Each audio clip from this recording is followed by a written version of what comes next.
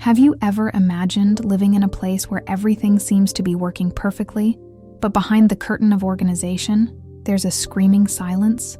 In Japan, this silence has a name: loneliness. Thousands of people every day live completely alone. It's no exaggeration. They are men, women, young and old, who have disappeared socially without anyone noticing. The scariest thing is that many die this way, alone at home, and are only discovered days or even weeks later when the smell begins to bother the neighbors or the postman notices the pile of mail at the door. It's a void so well camouflaged that not even one of the most connected societies in the world could avoid it. The curious thing is that this loneliness isn't directly related to poverty, as is the case in many other places. Most of these people have housing, internet access, food, and even some kind of income. The problem isn't material, it's existential. It's as if, amidst comfort and technology, a portion of the population has been emotionally forgotten. And this forgetfulness doesn't come solely from the outside, but often stems from the individual themselves, who decide to disappear from social life of their own volition, or as a consequence of silent trauma. Loneliness in Japan is largely an inside-out phenomenon. The most paradoxical thing is that Japan is seen by the world as a model, a clean, efficient, safe, and highly developed country. And all of this is true. But within this impeccable structure, there are cracks that no one likes to discuss. After all, how is it possible for people to disappear socially in the middle of Tokyo, surrounded by smart buildings, cameras, and neighbors sharing such thin walls? The answer is simple and brutal. In modern Japan, isolation doesn't attract attention. It has become part of everyday life, as if it were just another statistic no one wants to look closely at. Terms like Hikikomori and Kodokushi gained space in the Japanese vocabulary precisely to name these realities. Hikikomori is the name given to those who choose extreme isolation, locking themselves in their rooms for years without any contact with the outside world. Already, Kodokushi is the term that defines a lonely death, when someone dies alone, at home, and is only found much later. Both are not just sad words. They are visible symptoms of a country where individuals often carry the weight of perfection on their shoulders until they can no longer bear it. The most intriguing thing is that these extreme situations don't arise out of nowhere. They form gradually, like a mist that silently spreads. First comes fatigue, then frustration, then a gradual withdrawal from relationships, commitments, and routine. And before you know it, isolation has become the new reality. Japan has unintentionally created the perfect environment for this to happen. Between the pressure to succeed and the fear of disappointment, many simply give up trying. And when no one demands it anymore, no one notices, that's when loneliness sets in. This profound disconnect has become nearly invisible because, unlike in other countries, the appearance of life remains intact. The building is clean, the trash is collected, the electricity bill is paid. The silence goes unnoticed because everything continues to function. But behind the closed door, there is a suspended existence, without purpose, without connections. Modern Japan has turned functioning well into a disguise for feeling nothing. It's as if the country is overrun with living ghosts, people who walk the streets or don't even go out, but who have long since ceased to truly live. And most alarmingly, no one seems to know exactly what to do. Families don't know how to deal with it, schools don't know how to prevent it, and the government tries, in vain, to create public policies for a problem that grows in silence. Loneliness has become a silent epidemic, one that doesn't make headlines, but erodes the very foundation of human coexistence. In many neighborhoods, there are entire buildings with residents who have never seen each other, and this is no exaggeration. For many Japanese, social contact has become more feared than desired, a brutal paradox for a people who so value the collective. This phenomenon doesn't discriminate against age. Young people, adults, and the elderly are equally vulnerable. There are students who never left their rooms after a failed test. There are executives who lost their jobs and disappeared from society out of shame. And there are men and women who lost all ties to their family and decided to simply disappear from the world, without making a fuss, without asking for help. Loneliness in Japan has no face, nor age group. It's a silent feeling that spreads like a shadow in a country where everything seems to work, but where more and more people can no longer move forward. This reality, though shocking, is still treated as taboo within the country itself. Talking about loneliness is almost like admitting failure, and this is something many Japanese avoid at all costs. Therefore, the problem grows without being addressed head-on. While the numbers rise, and more stories of Kodokushi appear in the news, most continue to pretend not to see it, as if these people's silence were more comfortable than facing the pain that lies beneath. But the truth is, you can't fix what you pretend not to see. And Japan, at this point, seems to be only just beginning to grasp the gravity of what's happening. At first, many thought it was just a phase, a passing behavior of young people who were tired of school or disappointed by some failure. But the years passed, and the phenomenon Hikikomori not only remained, but it grew alarmingly. Today, more than 1.5 million people in Japan live in this state of profound isolation, many of them having not even left their rooms for months, or even years. What seemed like a youth problem has become a national reality, also affecting adults and the elderly. And the more time passes, the harder it becomes to return. Because once the outside world begins to seem hostile, the bedroom becomes the only safe place. These people aren't necessarily mentally ill, criminal, or lazy. They're individuals who, at some point in their lives, simply couldn't keep up with society's pace. The pressure to perform, family expectations, academic or professional failures, all of this builds up until it reaches a breaking point. And when this rupture occurs, the refuge isn't support, but isolation. They retreat into a space where there's no judgment, no competition, no shame. But there's also no human warmth, no genuine exchange, no daily purpose. It's a kind of self-imposed, silent, and increasingly common exile. With the advancement of technology, this lifestyle has become very easy to sustain. With a smartphone in hand and a parent's credit card, one can order food, pay bills, buy anything, and even interact minimally without leaving bed. Delivery services, convenience stores, online forums, and entertainment apps have created a reality where the outside world has become optional. And when everything can be resolved with a click, the body no longer needs to leave. Life has become digitalized, and physical isolation has taken on a semblance of comfort. But behind the screens, the emptiness only grows. During the pandemic, this situation worsened dramatically.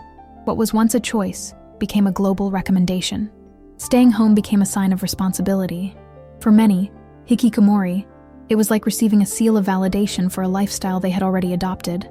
For others, quarantine was the trigger for a process of isolation from which they were never able to escape. Fear of the virus combined with fear of judgment, failure, and exposure. And so, a new wave of people disappeared into their own homes, without fanfare, without noise, just behind closed doors. The most curious, and at the same time tragic thing, is that in many cases, the family is right there next door. Parents who know their child has been in their room for years, but don't know how to bring them back into the world. In some homes, meals are left at the door. In others, communication is done through text messages, even though they're under the same roof. It's a kind of fragmented coexistence, where love still exists, but the connection has been severed. And this type of relationship creates a cycle that's difficult to break. The parents provide, the child stays, and time freezes everything. Life continues outside, but inside, everything has stopped. This phenomenon has also long since ceased to be just a teenage problem. Many of Hikikomori yesterday's people are now adults in their 30s, 40s, even 50s, who have never re-entered the social world. They spent decades outside the workforce, failing to develop basic emotional skills, build relationships, or create bonds. And the more time passes, the more daunting the idea of returning seems. After all, how do you reintegrate someone who has lived isolated for half their life? How do you explain a gap in their 20-year-old resume? For many, it's already too late. They no longer see a place in the outside world. Japanese society, on the other hand, still doesn't know how to deal with this reality. There's a certain discomfort in talking about the issue, as if exposing the problem would mean admitting that there's something wrong with the model of life idealized for decades. And meanwhile, the number of hikikomori grows. They don't protest. They don't shout. They don't cause disturbances. They simply disappear. And precisely for this reason, they are ignored. but each of them represents a frozen history, an unrealized power, a suspended life. And this accumulation of silences is becoming too loud to ignore. The most alarming thing is realizing that this is not an individual issue. Hikikomori, it's not just a young person locked in their room. It's a direct reflection of a society that punishes mistakes, hides vulnerability, and values appearance more than emotional health. Japan, without realizing it, pushed many people into the abyss of isolation with its silent demands. And now, it's trying to find a way out of a problem that grew within the very rules it created. But how can this be reversed without first facing head-on what's behind this collective escape? From a very young age, Japanese people are taught to compete. Even as children, they learn that a person's worth is directly linked to their performance, whether in grades, posture, obedience, or appearance. At school, there are public rankings that compare student performance, difficult tests that define their future from adolescence onward, and teachers who demand results as if they were dealing with adults. Anyone who can't keep up, even with effort, is seen as a failure, and this label, once attached, is difficult to remove. Japanese society doesn't forgive failure. It marginalizes it. This performance mindset extends far beyond school. When young people finally reach adulthood, the pressure simply changes. Now, professional goals, rigid hierarchies, and exhausting workdays shape their daily lives. Japanese companies are known for demanding absolute loyalty, unwavering commitment, and often dedication that transcends the limits of health. It's common to see workers who don't take vacations for years, who only leave the office after midnight, and who completely sacrifice their personal lives. And this isn't an exception, it's the rule. And being seen as someone who slacks off too much can mean the end of a career. But what makes everything even more suffocating are the invisible rules. In Japan, there are a series of behaviors that aren't written down anywhere, but that everyone expects you to follow. It's the right way to dress, to speak, to walk down the street, to behave in a restaurant, to react to criticism. Breaking any of these silent norms can result in you being considered weird, strange, and inadequate. And in this country, being inadequate is practically condemned to social isolation. There's no room for those who think too differently or act outside the norm. Exclusion is swift and often definitive. In schools, this manifests itself cruelly through time. Bullying. We're not just talking about silly teasing or bad jokes. In Japan, it can be systematic, violent, and deeply humiliating. It can involve complete isolation in the classroom, degrading nicknames, constant harassment, and even physical assault. Teachers often turn a blind eye, and parents only find out when it's too late. For many young people, school, which should be a place for learning and growth, becomes a battlefield.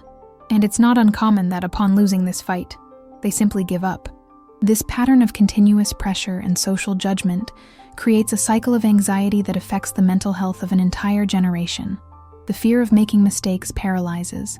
The shame of failure silences, and the expectation of always being at the top is exhausting. Even when someone achieves success, the feeling is that it must be maintained at any cost, or it will be erased with a single slip-up. There is no rest. There is no room for doubt, for fatigue, for weakness. And over time, many can no longer bear living like this. And it is precisely at this moment that the decision, or the impulse, to walk away from it all arises. The problem is that this withdrawal is rarely understood by others. When someone drops out of school or work, society doesn't ask why. It just judges. Family, ashamed, often prefers to hide it. Friends distance themselves. Silence sets in. And so, isolation begins to seem like the only possible way out. Japan, which values the collective so much, ends up pushing its own members out of society. And not out of malice, but out of excessive expectations. The culture of excellence creates winners, yes, but it also creates a multitude of broken people who haven't found space to be human. It's strange to think that in one of the most organized countries in the world, so many people experience such profound pain. But the truth is that order, when taken to the extreme, becomes a prison. And the obsessive pursuit of perfection turns everyday life into a minefield. The constant fear of making mistakes, of not being accepted, of disappointing, all of this slowly erodes the psyche. And when there's no room to breathe, The instinct is to run, to escape the rules, the demands, the gaze of others, to escape into oneself. And in this process, loneliness becomes less frightening than continually trying to fit in. This silent exclusion isn't limited to those who openly fail. Even those who follow all the rules but feel different end up being pushed to the margins. Diversity of thought, behavior, and emotion, all of it is stifled in the name of harmony. But what is harmony when it costs individuality? This is the question many Japanese are afraid to ask, because facing this answer means questioning the foundation of everything that has been built, and Japan isn't ready for that yet. So, while the wheels keep turning, many prefer to leave the game before it crushes them for good. At first glance, it might seem that the problem of Japanese isolation is restricted to the youngest, to those still discovering their place in the world. But this perception quickly falls apart when one examines the reality more closely.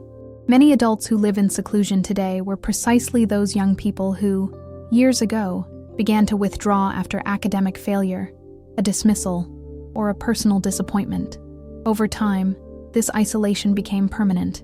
They grew old in their rooms, supported by their parents, without ever again attempting reintegration. What was once a temporary respite became their definitive lifestyle. And that's where an inevitable question arises. What will happen to these people when their parents are no longer here? Most of the Hikikomori adults depend financially and emotionally on their families. Many have never worked, lack a support network, and don't know how to navigate simple bureaucracy or even communicate in person with strangers. When their parents disappear, the real world comes knocking. But after 2 or 3 decades away from society, any attempt to return becomes daunting. And, unfortunately, this moment of rupture is getting closer for thousands of people in Japan.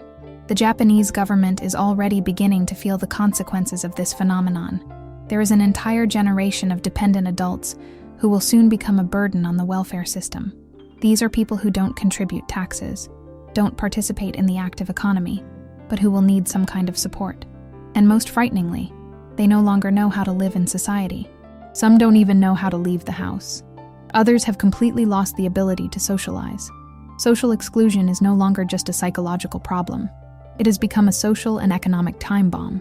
But the collapse isn't just happening among young people and isolated adults. The elderly also face an intense form of loneliness, perhaps even more severe. After retiring, many Japanese lose touch with the world. Without work, without children around, without social activities, they simply disappear from the radar. Some live alone by choice, others by lack of options. Longevity, once a source of national pride, is now beginning to show its side effects. Japan is aging too fast, and it's aging alone. Millions of elderly people spend their final years without company, without conversation, without any kind of interaction. The situation worsens even further when we look at birth statistics. Japan has one of the lowest birth rates in the world. This means that, while there is an army of lonely elderly people, there are also fewer and fewer young people to maintain family and social ties. The equation is simple and frightening. More people are getting older, fewer are being born, and a society is unable to sustain lasting human connections. The consequence of this is not just an aging population, it's the collapse of the social structure as we know it. Amidst all this, the invisible fabric that connects society begins to fray. As millions of people stop studying, working, socializing, and leaving their homes, the country's basic functioning begins to falter. Companies face labor shortages, neighborhoods become quieter, homes become emptier. Technology can still mask some of this emptiness, with robots, artificial intelligence, and automated services, but it can't replace the human touch, the real presence, the sense of belonging. And this is something that Japan, for all its innovation, has yet to address. The lack of social interaction doesn't just generate individual suffering, it disrupts an entire social logic. Neighbors who don't speak, families who don't see each other, friends who never meet. A society where loneliness is no longer the exception but the new normal. And in this new configuration, the country faces an unprecedented dilemma: how to care for a population that no longer wants to be connected, how to reconnect those who have already lost the thread of coexistence. These questions don't have simple answers, but time is running out to find them. The collapse has already begun, it just hasn't been officially recognized yet. Japan is heading toward a point where the lack of emotional ties could jeopardize even its economic stability. After all, there is no sustainable growth without people actively participating in society. The workforce shrinks, productivity drops, innovation slows, and all this because of something that, at first, seemed merely an emotional problem. Loneliness, when it affects millions, becomes a national crisis. And the most ironic thing is that all this is happening in one of the most developed countries in the world, a place where external perfection increasingly hides an internal emptiness that threatens to swallow everything. In a country where loneliness has become normalized, it is no surprise that even death has learned to happen in silence. Kodokushi is the name given to this phenomenon that shocks and saddens at the same time. People who die completely alone in their homes and are only discovered much later. Sometimes days, sometimes weeks, and in extreme cases, even months pass before anyone realizes that within them, a life no longer exists. This word, which literally means lonely death, carries the weight of an entire country that, despite being so technologically connected, doesn't notice when someone disappears from its society. What's most striking is how these deaths have become so frequent that companies specializing in them have sprung up. Yes, there are businesses dedicated exclusively to cleaning apartments where someone died alone, and it's not just a regular cleaning. It's a job that requires emotional, technical, and often a strong stomach. The decomposing body leaves deep scars, not only physical, but also symbolic, because the mere existence of this market shows that Kodokushi, it is not an isolated case, but a repeated, routine, silent reality that spreads like a shadow across Japanese cities. The discovery of these deaths almost always happens by chance. A neighbor notices a strange smell, a mailman notices the accumulated mail, a landlord notices the late rent. In many cases, no one missed the person. No one called, no one knocked on the door. The isolation was so absolute that the death went unnoticed. This reveals a profound level of social disconnection, where human presence has become so absent that even their final absence doesn't generate immediate commotion. It's as if these people had already ceased to exist, long before their hearts stopped beating. And the Kodokushi doesn't just affect the elderly. Although they make up the majority in statistics, many middle-aged and even young adult Hikikomori. This also applies to people who have spent so much time isolated that there is no longer any connection outside the walls of their own room. Death, in these cases, is not accompanied by mourning or goodbyes. It comes alone, as life has been for years.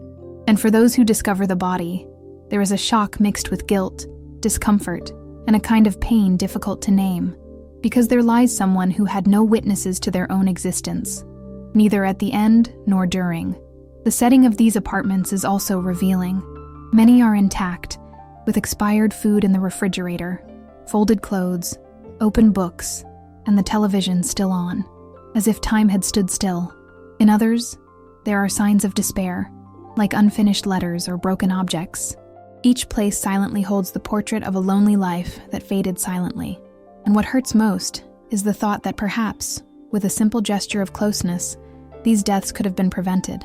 But in a culture where closeness requires permission, and where discomfort is seen as disrespectful, many of these connections never happen. The Kodokushi, it's more than a social phenomenon. It's a symbol of what happens when an entire society loses the ability to care for its own. And it's not a lack of resources. Japan is rich, modern, and efficient, but it has failed in those things that can't be measured by data: empathy, listening, and closeness.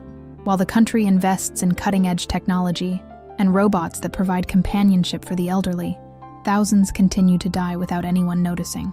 It's as if the brilliance of progress is blinding the country to the shadows growing silently around it. This type of death also raises a moral dilemma. What to do with these forgotten lives? Who mourns them? Who conducts their funerals? Who preserves their memories? In many cases, no one. Belongings are discarded, bodies cremated, names are lost. Society moves on as if nothing had happened.